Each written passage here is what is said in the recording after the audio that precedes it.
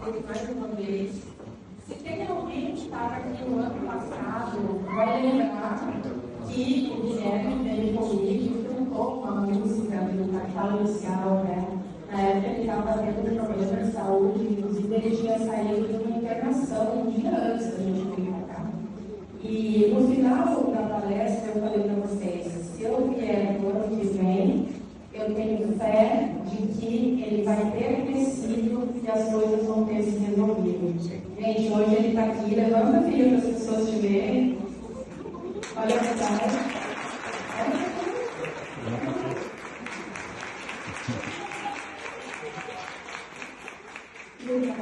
Milagrosamente, ele cresceu 15 centímetros, o corpo se desenvolveu, a voz engrossou, e ao final da minha palestra também, a parte que realmente importa, que é uma música que ele vai cantar para vocês essa vez inteira. Então, é uma honra imensa estar aqui com vocês, hoje com a minha família, falando sobre saúde mental.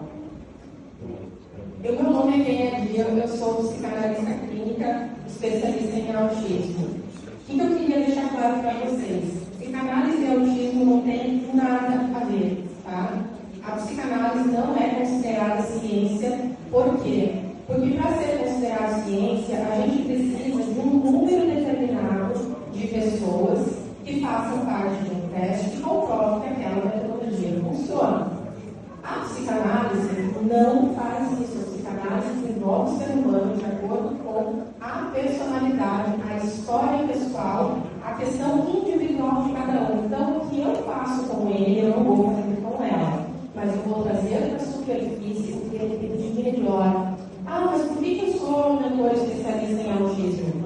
Por quê? Eu atendo, né, clínico presencial em Santos, em na Flórida, e online, alguns casos que eu tenho aqui que estão no Brasil, Estados Unidos, Japão, Canadá, dentro do Brasil, eu tenho várias cidades brasileiras que eu atendo, inclusive com visitas presenciais, dando suporte para famílias. Aí, quando eu chego nas famílias e eu digo, eu sou, eles dizem assim, quem é psicóloga? Não, eu não sou psicóloga, eu sou psicanalista. As pessoas não sabem o que é. É psicanalista. Não, eu não estou aqui para tratar o autismo. Eu estou aqui para ajudar essa família no suporte emocional. Porque isso, gente, está ficando muito para trás.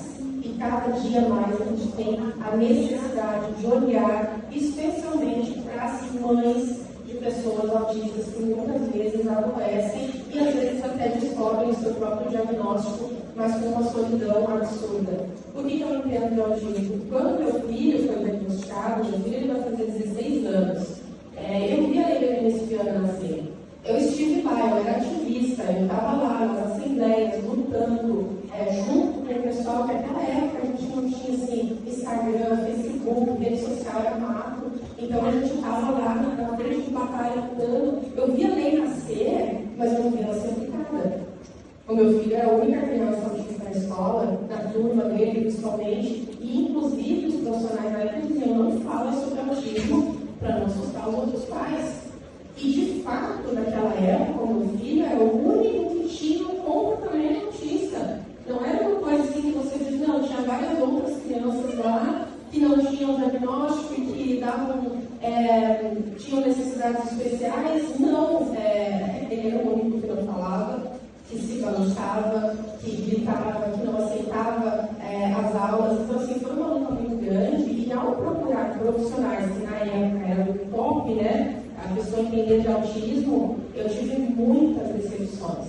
Aí, a neurologista dizia, né, você tem que manter uma sequência, você não pode ficar trocando de profissional toda hora, só ficar no profissional que eu ia. Eu tinha uma dificuldade absurda porque não entendiam a individualidade do meu filho, a história de vida dele, comigo, com a minha família, com tudo que ele passou em UTI, neonatal, com todas as intercorrências que ele teve. Eles queriam focar no autismo e especificamente nos tratamentos altamente estruturados que não funcionam para ele. Comecei a estudar.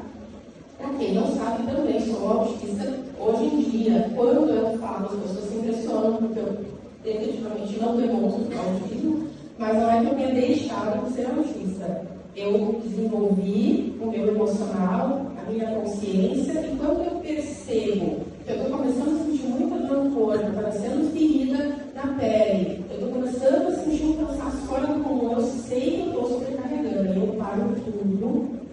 me reconecto comigo mesma e retorno, porque o autismo é isso, ele vai e volta, e se você não cuida, todo aquele funcionamento difícil, doloroso, ele vem para a superfície. Isso acontece com crianças, adultos e idosos, tá? Então, eu entendo muito de autismo por conta do meu filho, que foi quem me trouxe para a profissão que eu tenho hoje, né?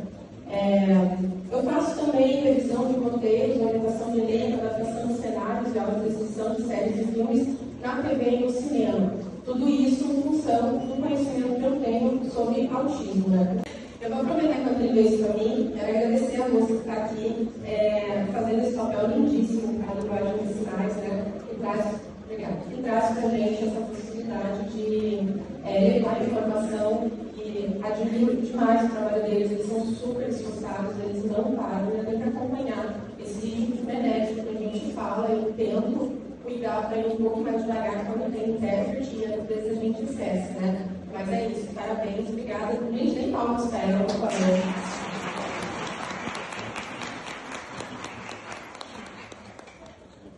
E alguns livros escritos por mim, eu quis colocar aqui para vocês conhecerem um pouco da minha história. Não sei se passou alguns slides que tem, mas aqui alguns livros que eu escrevi. O Autismo ao Longo da Vida, em coautoria, que virou best-seller, já tem o segundo volume comigo também, com a doutora Débora Pérez. A doutora Débora Pérez é quem salvou a vida do Guilherme, né? A doutora, ela é maravilhosa, uma pessoa extremamente humana, que olha para a criança chega lá, ela recebe a criança dentro do consultório antes de falar com os pais.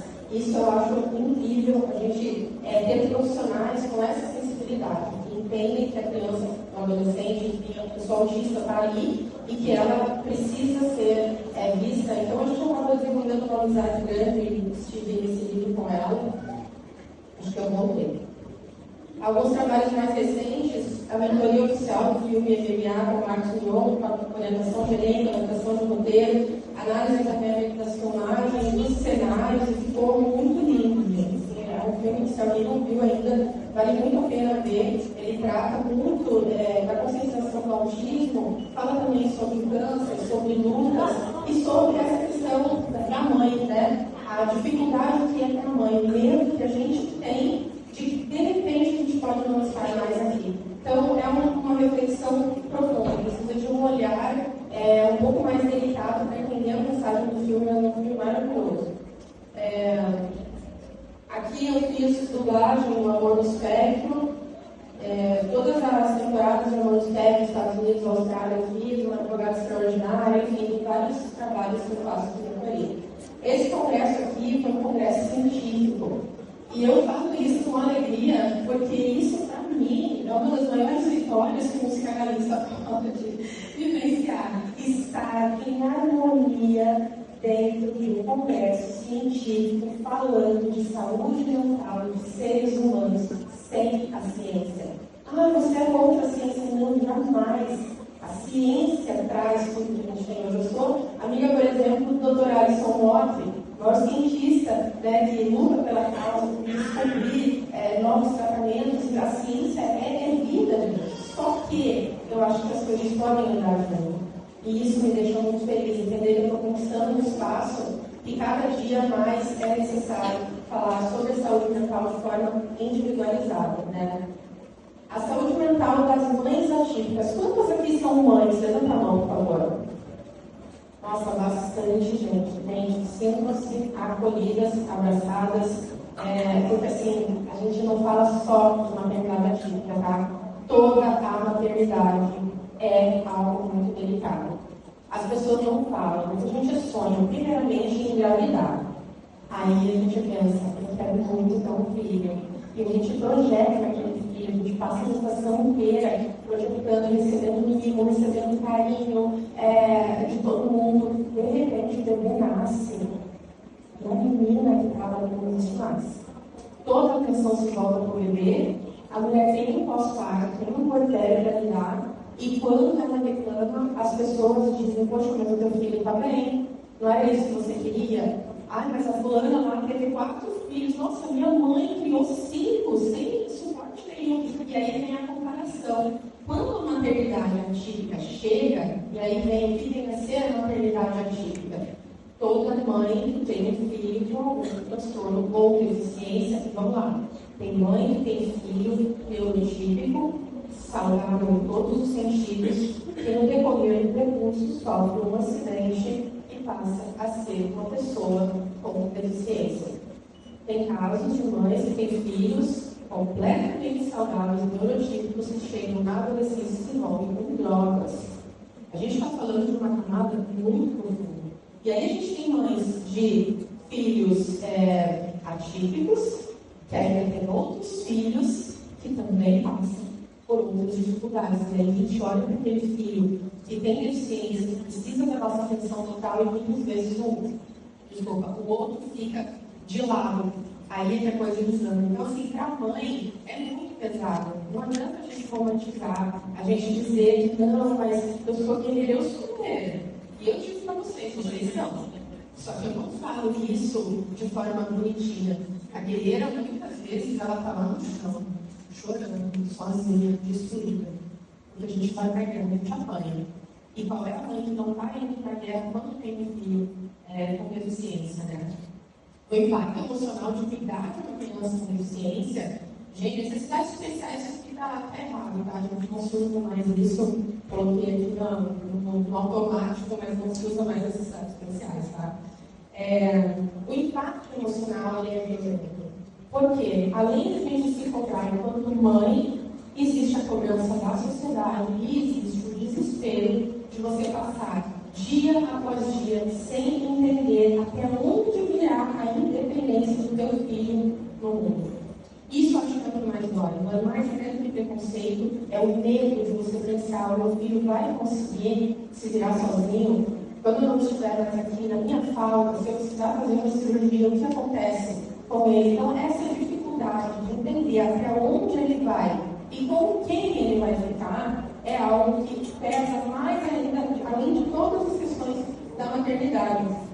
Eu coloquei aqui a relação da mãe com a escola e a sociedade. Gente, é muito delicado isso, porque a escola, hoje, a gente vê que está começando a ter uma preparação melhor para receber as crianças na escola. Só que eu ainda sinto falta do acolhimento das mães. A gente vê muito julgamento.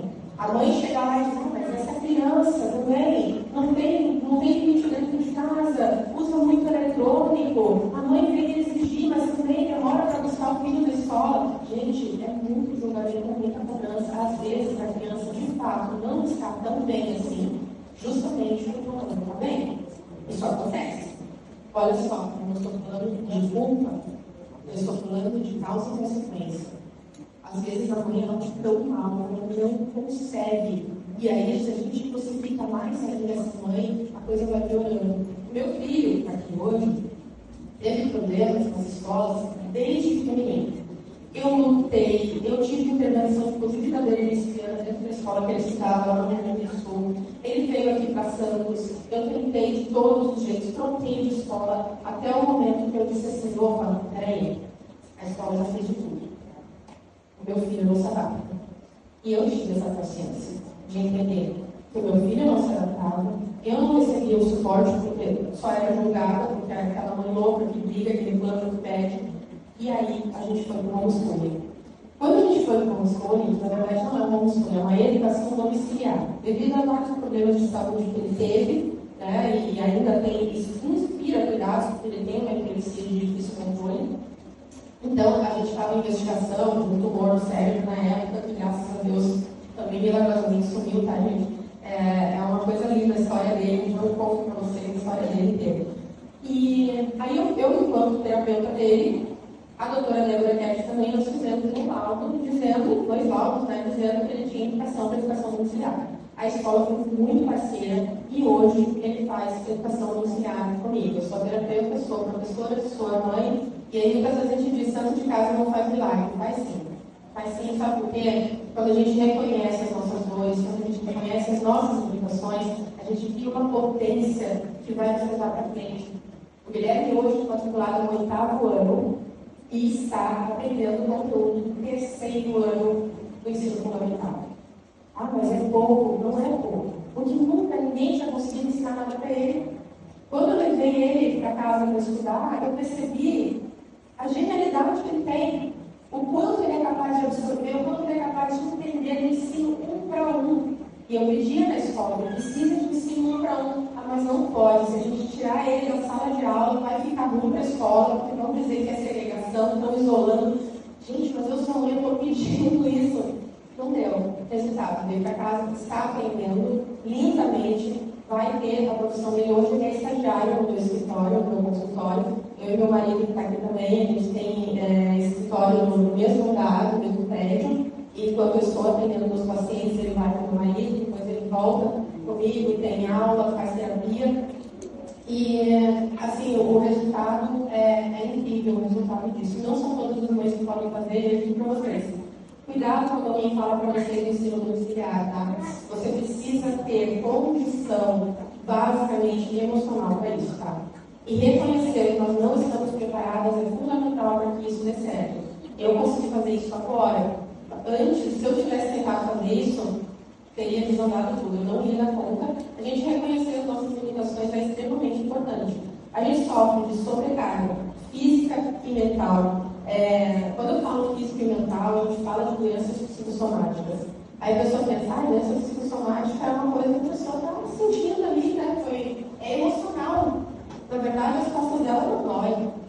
Na verdade, essa dor de cabeça é emoção, gente. Psicossomático quer dizer que você tem tanto problema emocional que vai somatizando, se transforma em doença. A gente tem aí problemas intestinais, a gente tem problemas de fibromialgia, a gente tem problemas de neurologia, vários tipos, tudo por conta da sobrecarga emocional. Então, a gente tem esse sentimento de culpa e de pressão social, porque os outros esperam algo da gente. A família espera algo da gente, a escola espera algo da gente. E eu estou aqui para dizer para vocês que antes da gente se preocupar, ou seja lá o que for, que alguém fale para a gente tem que usar a nossa história como próprio parâmetro. Porque as pessoas esperam as coisas da gente, mas pensa comigo, a frustração, ela vem basicamente de uma expectativa que não foi cumprida. As pessoas criam expectativas em cima de mim que eu não posso cumprir, porque a expectativa está dentro do coração dela. O máximo que eu posso fazer é chegar perto, surpreender, elevar o nível, talvez até entregar mais do que me pediram, mas eu nunca vou entregar exatamente o que esperaram de mim.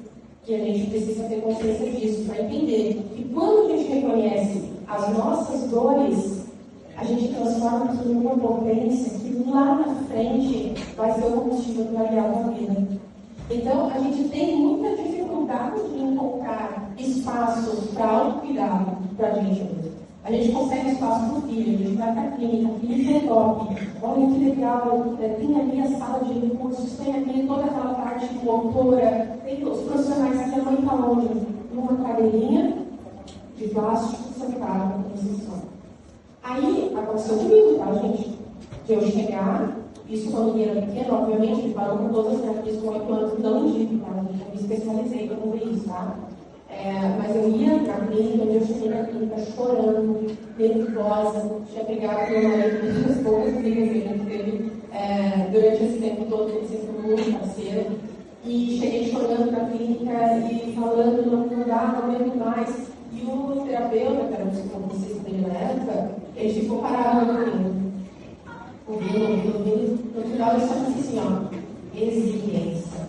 Eu nem conhecia essa palavra, né? Resiliência. Se você derrubou uma bastante uma blusa, você troca a blusa, está tudo certo. Se o seu filho derruba, coloca o suco no tapete da sala, você tira do tapete, está tudo certo. Ah, mas é caro, você tem que comprar outro. Ok, mas é só o tapete. A gente precisa ter condições de olhar para a gente e entender que as coisas acontecem e que está tudo bem. Só que quando a gente está em burnout materno, porque a gente não dorme, a gente não tem suporte, quando o filho dorme, a gente vai fazer o quê? Vai lavar roupa, vai fazer comida, né? Muitas vezes a gente pega o celular e fica, quando vê, passou 2 horas passando vídeo de Instagram da vida dos outros. Estou julgando? Claro que não. Todas nós fazemos isso, eu faço isso. Se eu não estou me policiando, eu faço isso. Quando eu estou lá na internet, nossa, que legal, estou dando risada sozinha, vendo vídeos de novo. em cima, cresceu nada, e ficou cada vez mais sobrecarregada, e o que tinha que ser feito não foi feito. Aí a gente tem que parar e olhar, peraí, o que eu não fiz? Então eu vou estabelecer prioridades. O que eu posso fazer para que isso fique um pouco melhor? Gente, a casa está balançada, está tudo errado, está tudo bem. A gente consegue, a gente tem que entender que a gente precisa desse, primeiramente, do acolhimento próprio. A gente precisa ter condições de ter autocompaixão, ter estratégias para lidar com o estresse e a sobrecarga. E o principal deles é ir eliminando o que não é possível. Vamos lá. A gente fica triste porque a família não dá suporte. Adianta a gente se indignar? Não dá nada. A família não vai dar suporte. Sabe por quê, gente? Não é por mal.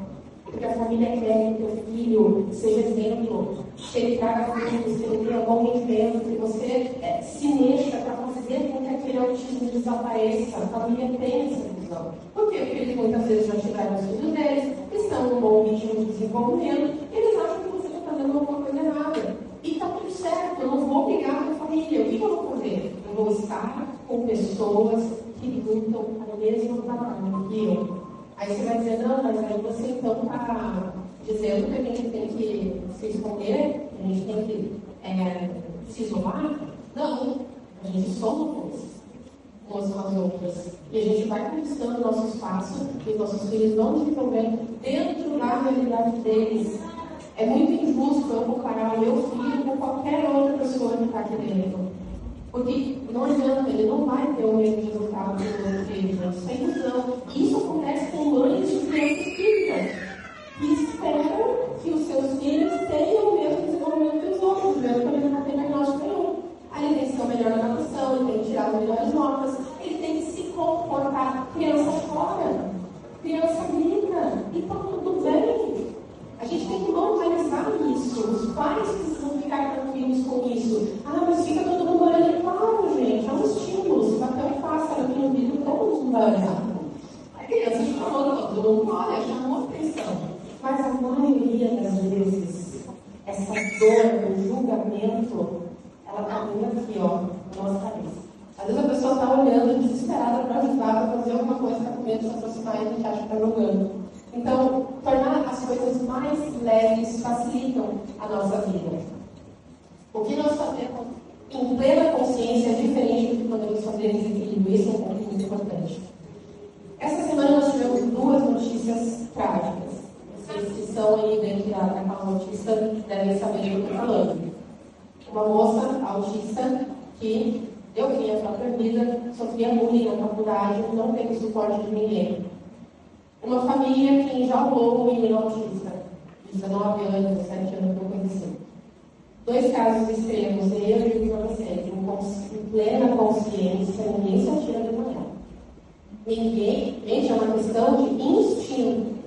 Se um bandido chega aqui, bota uma arma na minha cabeça, como de fato já aconteceu comigo, a gente vai implorar quem não é crente, quem não acredita em Deus, possa acreditar na mesma hora para essa rezada da aplicação. É assim, né? Nunca vi um ateu num avião caindo. E aí, a gente quer viver. Só que quando está tudo em desequilíbrio, a gente faz.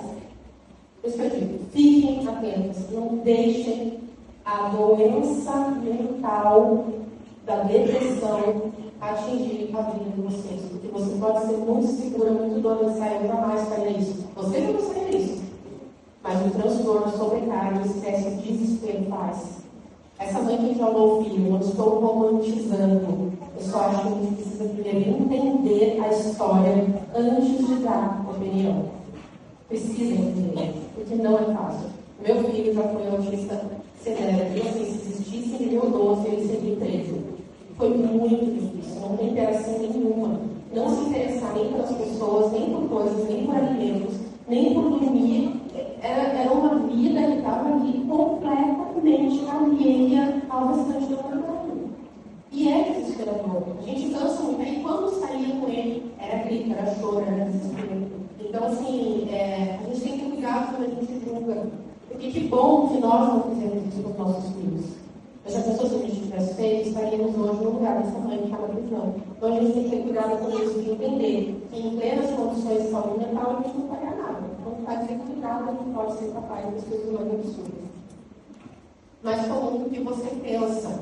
Aí eu coloquei um dado para vocês. Embora não exista um número único e definitivo, estudos apontam que mães autistas apresentam taxas significativamente mais altas de estresse, ansiedade, doenças psicossomáticas e depressão do que mães de crianças neurotípicas. Isso é um dado de realidade, tá, gente? Primeiro, pela dificuldade de preparar o ser humano para o mundo, porque a gente sabe que essa é a missão do pai e da mãe. E outra, porque geralmente as mães estão sozinhas. O meu marido ficou, e não são todos que ficam, aliás, a maioria. E a gente se entendeu, a gente se conheceu, a gente teve que resetar a nossa existência para a gente se entender e hoje estarmos fortalecidos e unidos em prol da nossa família. Mas não é assim que geralmente funciona.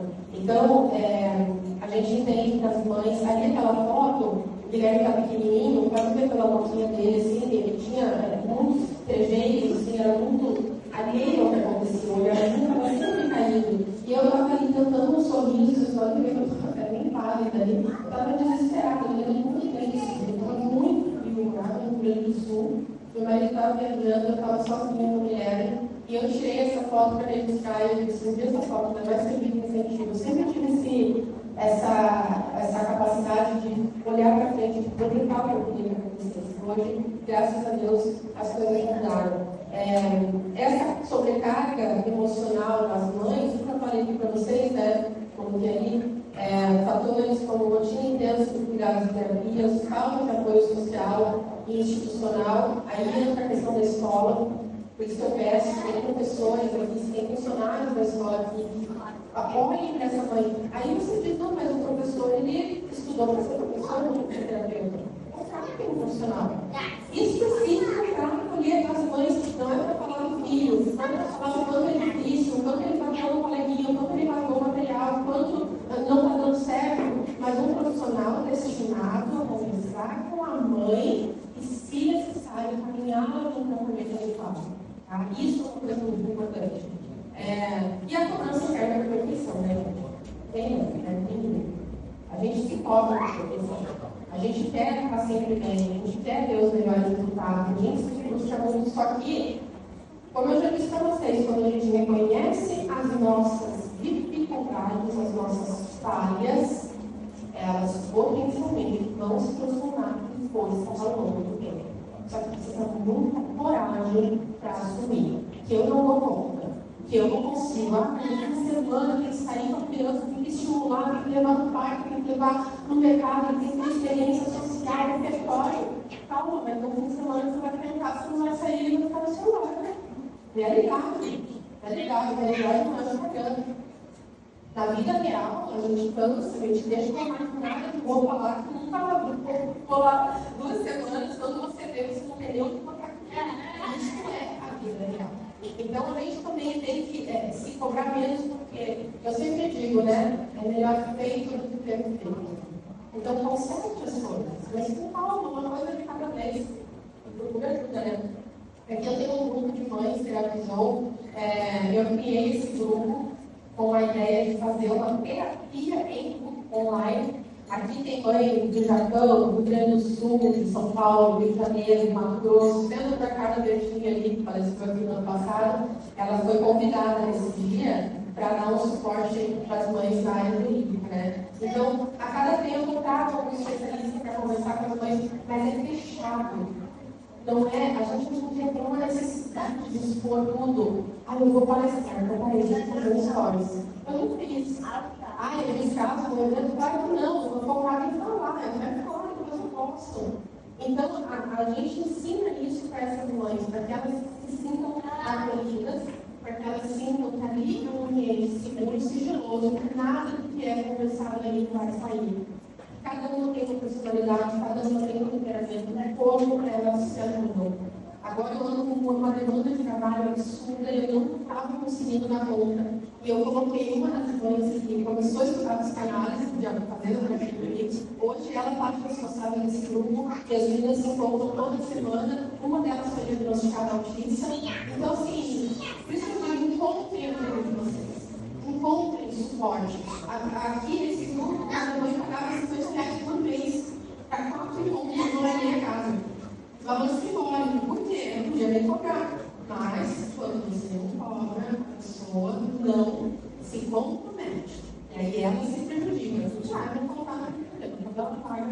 precisa cumprir com aquilo que ela assumiu. Então, isso é uma questão mais simbólica do que qualquer outra coisa, né? E aí, como eu faço para manter uma saúde mental positiva? Essa foto foi na mesma época, tá?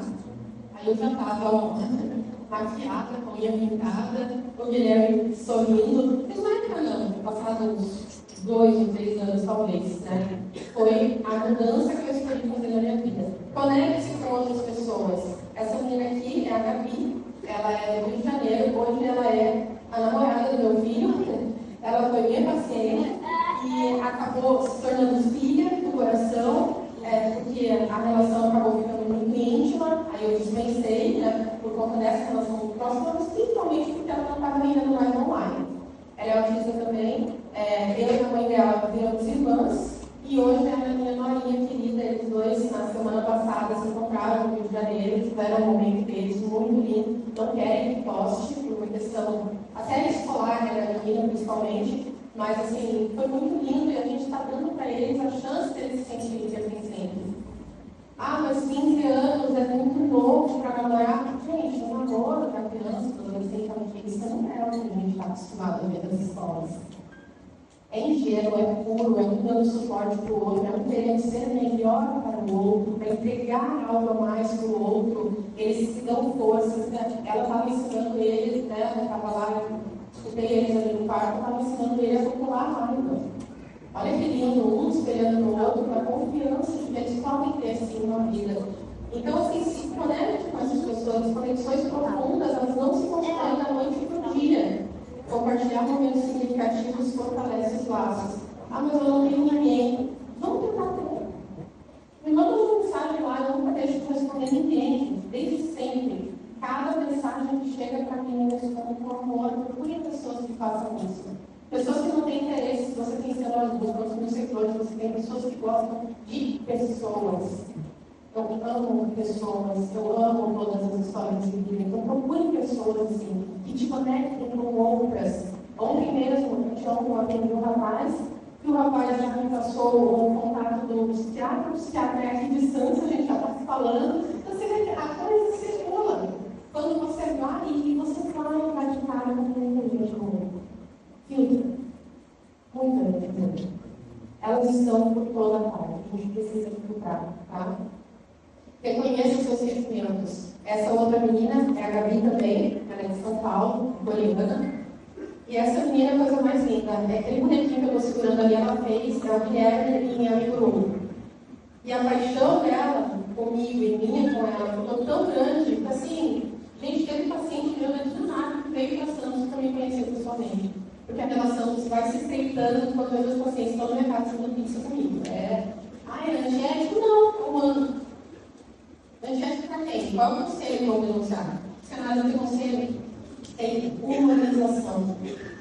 Esse é o atendimento humanizado que eu priorizo. Nunca estraguei uma relação com os meus pacientes. Muito pelo contrário. A maioria deles cria asas, reconstrói a própria vida, segue a sua vida com alegria e a amizade fica. Eu procuro muito disso, porque eu amo o que eu faço. Boas práticas para cuidar da saúde mental.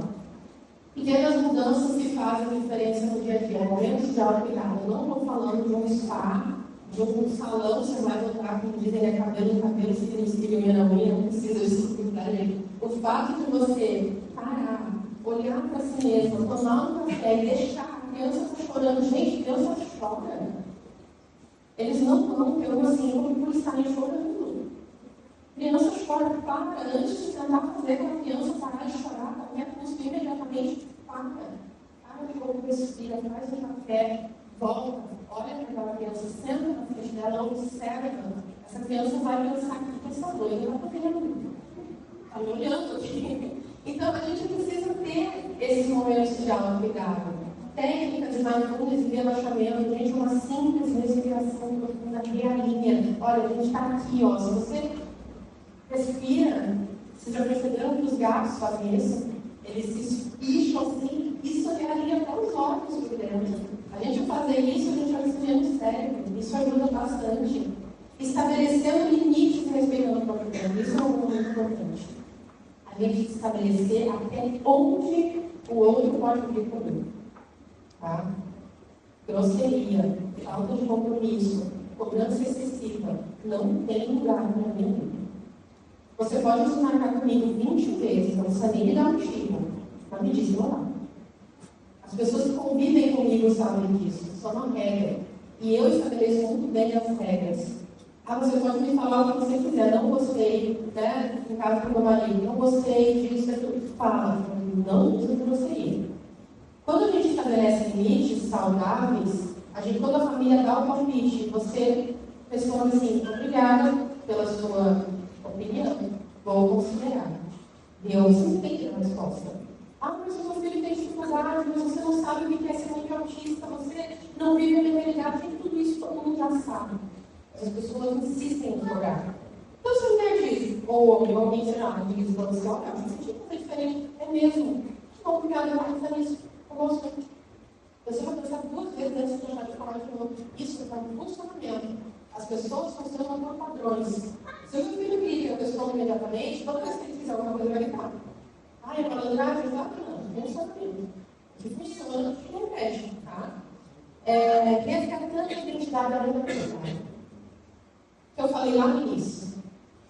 Quando o filho nasce, a menina morre e nasce a mãe. Só que a gente não precisa matar a menina. A gente precisa buscar quem eu sou. Se eu perguntar para vocês aqui, quem vocês são? Vai dizer, eu sou professora, eu estudei não sei o quê, eu trabalho não sei onde. Só que quando eu pergunto quem é você, quem sou eu? Eu sou uma menina diagnosticada, foi diagnosticada com autismo 9 anos de idade. Sou filha da dona Lula de São Francisco, esposa do Flávio, mãe do Guilherme, e sou apaixonada pelos mistérios da mente humana. Eu não sou a minha profissão, eu não sou os títulos que me dão, eu sou as pessoas que constroem a vida junto comigo, que me respeitam. Então a gente tem que buscar essa nossa essência. O que eu gosto de fazer? Eu gosto de bicho de pelúcia. Eu não tinha vontade, não. Muita gente não gosta de bicho de pelúcia. Só que eu me permito. Meu marido me deu uma capivara de 2 quilos de pelúcia. Enorme, para dormir comigo no carro, tentando colocar, gente. É isso, a gente reconhecer as nossas vontades, os nossos desejos, e a gente se acolher, tá? Boas práticas para cuidar da saúde mental. Aprender a dizer não sem culpa. Eu vou correr um pouquinho, está passando bem, tá, gente? Rede de apoio confiável. Deixa eu dizer para vocês. Se os amigos não dão suporte, esteja na família, se a família não dá suporte, esteja com os amigos, procurem terapeutas, grupos de mães atípicas, pessoas que se tornem aliados para passar por esses momentos com vocês. Quer saber? Às vezes a gente procura, enquanto pessoa fragilizada, a gente sai como sendo suporte de alguém. E é muito legal quando isso acontece. Porque todo mundo quer ter uma longevidade, todo mundo quer ser bom, todo mundo quer salvar a vida de alguém. E às vezes é o nosso momento mais tarde que a gente descobre esse tom. Autocompaixão, que eu falei para vocês, manutenção da individualidade, que chama de longevidade, psicoterapia, acompanhamento especializado, tá, gente? Quando possível, contar com apoio psicológico para prevenir o esgotamento e tratar questões como ansiedade e melhorar a qualidade de vida, tá? Nós somos humanos, uma vergonha nem destacando. A gente tem que ser coerente de viver aquilo que a gente pega. Tem muita gente falando muita coisa que não vive nem 10% do que está pegando ali. Então, peguem pessoas diferentes. As relações com o tempo, elas têm que se desgastar. Mas existem algumas relações especiais e, com o tempo, elas se fortalecem. O potinho das emoções vai enchendo, até o dia, se essa pessoa tiver alguma coisa ruim para você, ela tem tanta coisa boa acumulada que aquilo já não vai fazer diferença. E assim, confiança em uma coisa que se constrói com o tempo, né? Lembrando que o mesmo que te julga é aquele que nem lembra da conta que você existe. Mas teu filho está ali, está fazendo isso. Gente, a pessoa que está te julgando, ela vai das costas, ela nunca mais vai lembrar de você. Quem vai lembrar de você é quem te acolhe. É quem olha para você com compaixão. É quem olha para você dando suporte. Então, sério, não vale a pena a gente pensar no que os outros pensam quando esses pensamentos vão contra aquilo que a gente precisa nesse momento, né? Poder da atividade física, que o Guilherme na canoa, ele não conseguiu ficar nessas aulas, né, esses anos. Ele queria expulsar em alto mar, o menino autista que não se comportava. E aí ele tive que tirar. Por quê? Eu falo para vocês, bom senso. A gente tem que entender quando o nosso filho está se achando. Eu expliquei, eu conversei, ele não deu, vamos embora. Levei para doação foi a melhor coisa para ele. Ele não precisa mesmo de esforços coletivos, ele precisa fazer algo sozinho. E está dando certo. Começou a fazer musculação, desenvolveu o paixão pela corrida, hoje ele corre. Então, aqui a gente vê a melhora das habilidades motoras. Ele tinha muitas falhas motoras, os médicos diziam que não ia desenvolver, está deteriorando as falhas motoras. Redução de comportamentos repetitivos e agressivos funciona como um remédio, tá? Aprimoramento da comunicação e das habilidades sociais, aumento da autoestima e autonomia, melhora do sono e autoregulação emocional e estímulo à motivação da forma. Por quê? O corpo da gente precisa de movimento. Se a gente não se movimenta, nem intestino funciona. Sabe? Às vezes a gente faz um procedimento cirúrgico qualquer e eles falam, gente, caminha, que vai dar muito. A mesma coisa é com a nossa vida, gente. A criança, ela pode ter o melhor tratamento do mundo, se ela não se mexer, vai ser muito mais difícil de a gente alcançar um resultado satisfatório, tá? Uma mensagem para vocês. Mães atípicas, vocês são faróis de jornadas únicas. Com cada gesto de cuidado, cada noite sem dormir, cada vitória conquistada com lágrimas e sorrisos. Que esse encontro de hoje seja um lembrete. Vocês não estão sozinhas. Juntas, somos rede, somos acolhimento, somos potência. Muito obrigada. Deixei aqui o versículo 2 Coríntios 12, 9. A minha graça te basta, porque o meu poder se aperfeiçoa na fraqueza. Eu dou toda glória em nome do Senhor. Muito obrigada.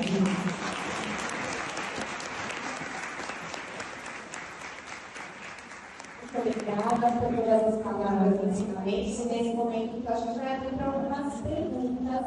Quem tiver alguma pergunta, pode levantar a mão, que a gente vai levar o microfone para vocês. Tem uma lá atrás já. Gente, uma salva de palmas para o nosso querido Guilherme Carlos.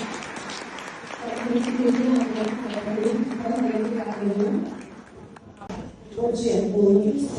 Cadê você? Achei, obrigada. Como desenvolver essa função de empatia, comunidade e saúde mental no ambiente escolar, com essas famílias e crianças atípicas neste processo de inclusão? Ótima pergunta, obrigada. A gente tem que entender o contexto de cada família. Infelizmente, as escolas ainda pecam na questão de dizer assim, ó, a gente tem aqui uma sala para descompressão, a gente tem uma sala de materiais adaptados, a gente tem um roteiro que funciona, mas o meu filho não se adapta. Sim, claro, ele não vai se adaptar com o outro se adapta. Então, a gente entender que cada criança, adolescente, tem a sua necessidade individual e entender que essa família precisa desse suporte específico, dando acolhimento, como eu disse, precisa primeiramente ter um profissional capacitado para pôr o exemplo de mães. Fica falando tanto de mães, porque geralmente a mãe para a escola. Eventualmente o pai pode se encaixar dentro desse contexto, ele vai ser muito bem inserido. Mas a gente precisa, primeiramente, fazer o acolhimento da mãe, entender a história dela. Eu não estou falando de passar a mão na cabeça, tá, gente? Não é isso. É justamente a gente entender, para rastrear onde são as falhas, como essa família está vivendo em casa. Não é para apontar o dedo para dizer que ela está errando, mas as visitas domiciliares que eu faço, tudo em média uma semana com cada família, eu chego lá antes da pessoa se acordar e vou embora só depois que ela dorme, para entender todo o contexto da vida dela, onde estão os pontos sensíveis, o que está enfraquecendo a sua família. No meu caso, eu precisava que o meu filho ficasse menos tempo na escola, que o ensino fosse 1 para 1, e que ele não participasse de atividades festivas. Era simples, mas insistia em colocar para dançar da feminina, para apresentar trabalhinhos de ciências, não sei o que, não dá certo para ele. Você está limitando, eu não estou limitando, eu estou dando a ele condições emocionais, ele focar nas potências dele, nas habilidades dele, para daí sim ele se desenvolver. O que não adianta gastar tempo, energia, saúde mental com uma criança que não para na sala de aula, está nervosa, que grita, que xinga, por uma atividade, por exemplo, de pintar bandeirinhas, que não tem nada a ver com o que ela gosta de fazer, com que ela exaure muito o emocional dela. Aí chega na aula de geografia e depois que ela teria totais condições cognitivas de fazer, ela não tem mais condições de ficar mais alta. Então a gente abrir esse espaço para entender a individualidade de cada um vai fazer com que tudo melhore, inclusive com crianças neurotípicas, tá?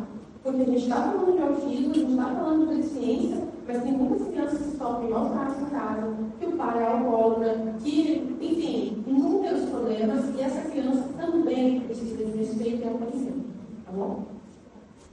Mais alguém?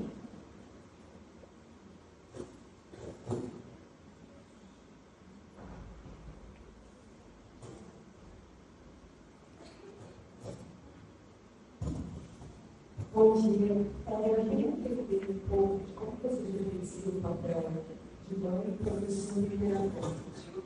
Eu não diferencio. Tá. Eu sou uma pessoa só e no momento que eu estou fazendo a terapia, eu sou mãe também. E isso muitas vezes atrapalha, claro que atrapalha, mas por outro lado, eu crio um vínculo tão forte com o meu filho que ele conhece pelo olhar, eu conheço ele pelo olhar. Então, assim, a gente, às vezes, tem essa ideia de perfeição, de que tudo que está dentro de cada caixinha, nós não somos um contexto. O ser humano não é um contexto.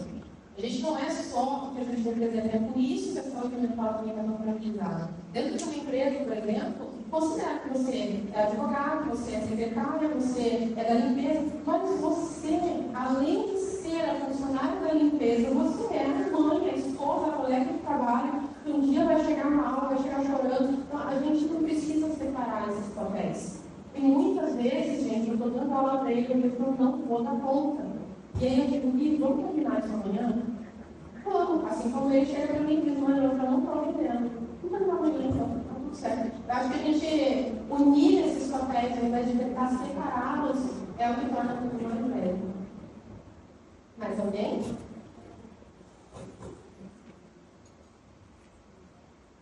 Eu não estou vendo muito bem vocês falando a música, né? Oi, bom dia. Eu queria a sua opinião com relação ao que você tirou o seu menino da escola. Eu tenho com esse problema, eu tenho de suporte como os atividades de toque. E eu queria saber a sua opinião com relação a escolas especializadas, para as crianças com mais suporte, né, que precisam de mais suporte, e essa questão de tirar a criança da escola. E se a gente fala de pessoas com poder aquisitivo menor, né? Como isso seria viável? O poder público hoje impede isso. Se a gente está numa escola pública, a gente não tem a viabilidade de tirar a criança da escola e fazer o que você faz com o seu menino. Falo isso por experiência própria, eu tentei de todas as formas. Eu não consegui tirar o menino da escola ou o conselho tutelar que estaria na minha porta. Gostaria da sua opinião com relação a essas duas questões. Ótima pergunta, até te agradeço, porque justamente está ouvindo falar sobre isso, né? Uma coisa é a minha realidade. Eu até também falei mais relacionado à saúde mental, né? Não façam isso se vocês não estiverem preparados, mas aí a gente entra nessa bandeira que ela comentou aqui. E quando a escola é pública, a gente precisa de adaptação, né? Infelizmente, essa é a realidade. Aí você não pode tirar de jeito nenhum, combina com a escola, né? Que é 1 hora. A gente vai adaptando e cada escola, isso também é interessante. Uma criança que não está bem adaptada, que não está interagindo, que está tendo risco, que está tendo perda, a gente consegue, nem que seja através da justiça, uma adaptação. Então, assim, o que você falou de escolas especializadas é um assunto delicado, é um debate profundo. Agora, a opinião minha, que é minha mãe, tá? Eu acho que cada família tinha que ter o direito de escolher o melhor para o seu filho, porque ninguém melhor que a própria família para entender o que precisa. Então, assim, se tem mães ativistas que são contra a escola especializada, ok, então elas lutem pela escola do lar. Mas se deixem as mães que precisam da escola especializada, elas tenham paz para deixar os seus filhos lá. Porque eu acho muito positivo. Eles se encontrarem, eles se conectarem, eles se conhecerem uns dos outros e terem a possibilidade de desenvolver as suas potencialidades fora daquele contexto fechado, escolar, um sentado atrás do outro, trabalhando na apresentação, aquilo tudo que é tão difícil para eles, eu acho que cada família tem que ter o direito de fazer isso. Tá? Mas é um assunto delicado, é uma discussão longa que não tem.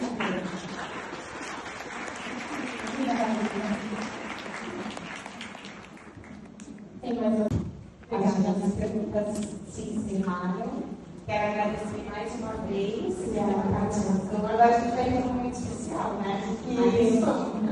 E nesse momento, nós duas vamos convidar aqui ao palco. Então, o Guilherme Tiel, que vai interpretar a música Escape, do Menas Centrais. Uma canção que fala de superação, força e fé e a capacidade de se reinventar, levantar e seguir diante dos desafios. Seja muito bem-vindo. A salva de palmas.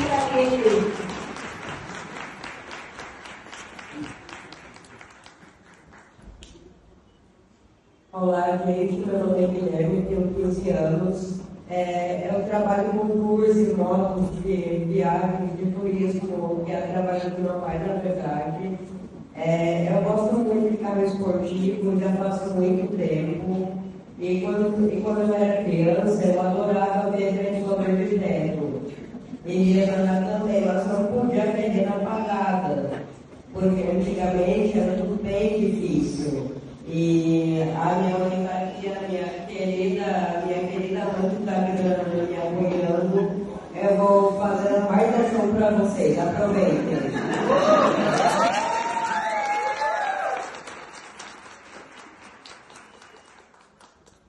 Eu quero ouvir. Tudo bem.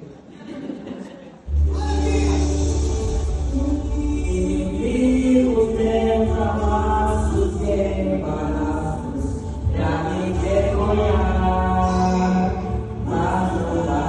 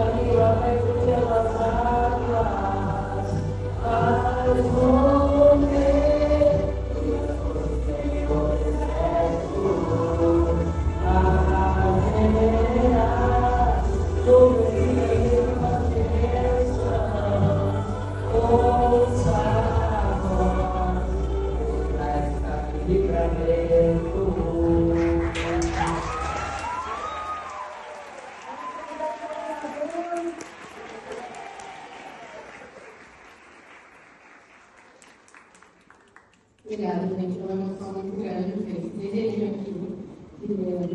Eu sabia que ia acontecer. Agradeço vocês por estarem presenciando esse momento tão lindo. Ele venceu, também lutou muito, chegou até aqui. Sirva de inspiração para todos vocês.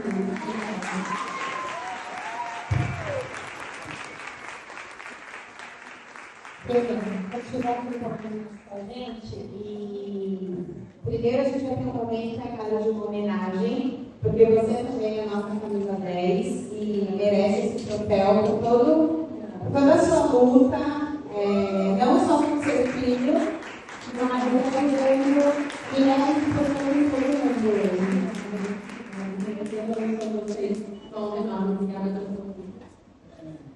Obrigada a todo mundo que se dedicou aqui. Galera de som, fotógrafos, toda a equipe que fez esse sonho acontecer. Parabéns para todos e até uma próxima. Mas tem um outro também. Tem mais um. Obrigada, minha filha. Você tem seu próprio.